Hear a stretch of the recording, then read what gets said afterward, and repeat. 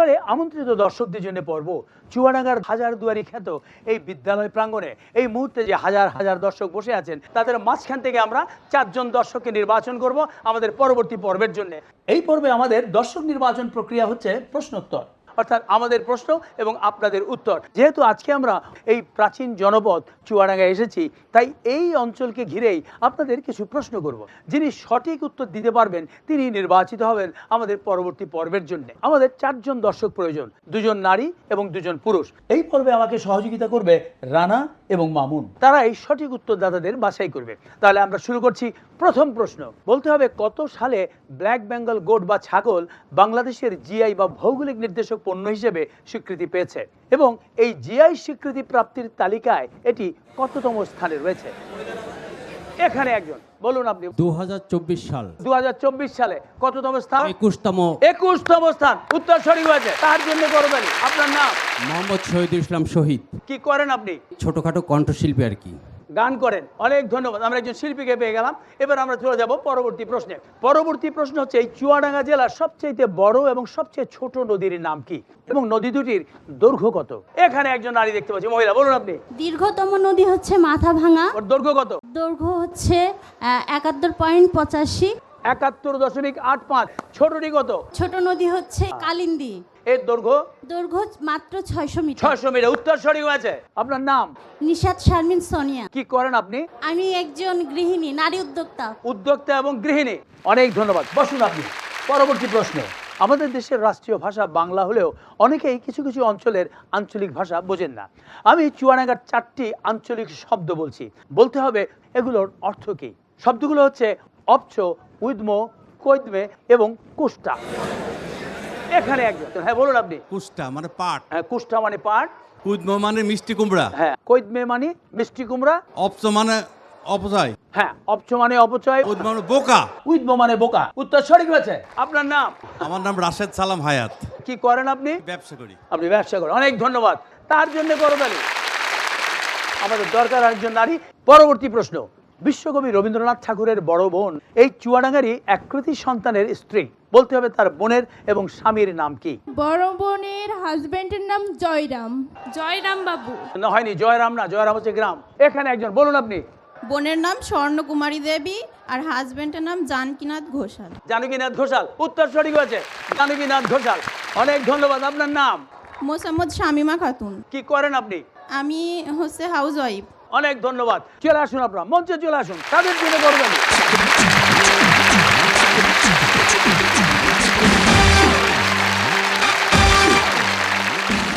আমরা আমাদের 4 জন নির্বাচিত দর্শক পেয়ে গেছি। এবার আমরা শুরু করব দ্বিতীয় পর্ব। আমরা জানি দেশের প্রথম ডাকঘর এবং রেল লাইন রয়েছে এই চুয়াডাঙ্গায়, তাই আমরা ডাকঘরের চিঠি এবং রেল লাইন নিয়ে এই পর্বটি সাজিয়েছি। এই পর্বে আপনাদের গান গাইতে হবে। কি গান গাইবেন সেজন্য আমরা একটি লটারি ব্যবস্থা করেছি। এই কাঁচের পাত্রে 4টি জনপ্রিয় গানের কথা লেখা আছে, 2টি চিঠি এবং 2টি রেল লাইন নিয়ে। যার ভাগ্যে যে গানটি উঠবে তাকে সেই গানটি গাইতে হবে। এবার আমরা শুরু করছি লটারি। দেখা যাক কার ভাগ্যে কোন গানটি পড়েছে। সেই রেল লাইনের ধারে মেঠো পথ। হ্যাঁ, সেই রেল লাইনের ধারে মেঠো পথটার পাড়ে দাঁড়িয়ে, অত্যন্ত জনপ্রিয় একটি গান। এবারে আপনি। ভালো আছি, ভালো থেকো। আকাশের ঠিকানায় চিঠি লিখো। আপনার কোনটা পড়েছে, চিঠি না রেল লাইন? যারে যা চিঠি লিখে দিলাম। যারে যা চিঠি লিখে দিলাম সোনা বন্ধুর নামেরে। চিঠি নিয়ে আরেকটি জনপ্রিয় গান। এবারে সর্বশেষ আপনি। হ্যাঁ, কি পড়েছে আপনার? রেল লাইনের ওই বস্তিতে জন্মেছিল একটি ছেলে। পপ সম্রাট আজম খানের গাওয়া একটি জনপ্রিয় গান। তাহলে শুরু করছি আপনাকে দিয়ে। সেই রেল লাইনের ধারে শুরু করুন। রেল লাইনের ধারে মেঠো পথ, তার পরে দাঁড়িয়ে এক মধ্যবয়সী নারী এখনো রয়েছে হাত বাড়িয়ে। খোকা ফিরবে, ঘরে ফিরবে, কবে ফিরবে নাকি ফিরবে না। খোকা ফিরবে, ঘরে ফিরবে, কবে ফিরবে নাকি ফিরবে না। সেই রেল লাইনের ধারে মেঠো পথ, তার পরে দাঁড়িয়ে এক মধ্যবয়সী নারী এখনো রয়েছে হাত বাড়িয়ে। অনেক ধন্যবাদ, অনেক ধন্যবাদ। চমৎকার পেয়েছেন। এবার আপনি। চিঠির গান, ভালো আছি ভালো থেকো। ভালো আছি, ভালো থেকো। আকাশের ঠিকানায় চিঠি লিখো, দিও তোমার মালা খানি পাউলের ওই মনটারে, বিপদে আলে অন্তরে আছো তুমি হৃদয় জুড়ে। অনেক ধন্যবাদ, অনেক ধন্যবাদ, অনেক ধন্যবাদ, অনেক ধন্যবাদ। এবারে আপনি, আপনার কোন গানটা পড়েছে? যারে যা চিঠি। যারে যা চিঠি। হ্যাঁ, শুরু করুন। যারে যা চিঠি লেখা দিলাম সোনা বন্ধুর নামে রে, যারে যা চিঠি অন্তরে নি প্রেম লাগিয়া, অন্তরে নি প্রেম লাগিয়া। অনেক ধন্যবাদ, অনেক ধন্যবাদ। সম্ভবত গান গাওয়ার খুব একটা অভ্যেস নেই। এবারে সবশেষে আপনি রেল লাইনের এই বস্তিতে, শুরু করুন। রেল লাইনের ওই বস্তিতে জন্মেছিল একটি ছেলে, মা তার কাঁদে, ছেলেটি মরে গেছে।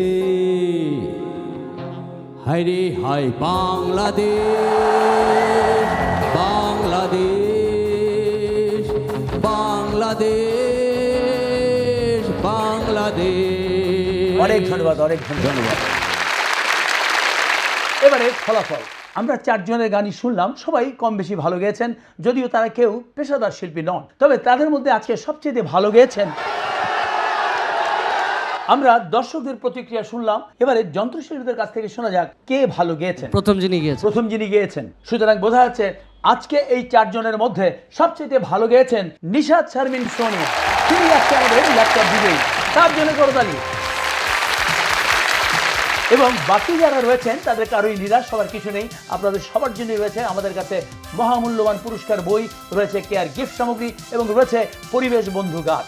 আর এই সবগুলো পুরস্কারই দেওয়া হচ্ছে কেয়ার কসমেটিক্স লিমিটেডের সৌজন্যে। এই পর্বে অংশগ্রহণ করার জন্য আপনাদের সবাইকে ধন্যবাদ। ধন্যবাদ যারা বাদ্যযন্ত্র বাজিয়ে সহযোগিতা করেছেন এবং ধন্যবাদ আপনাদেরও।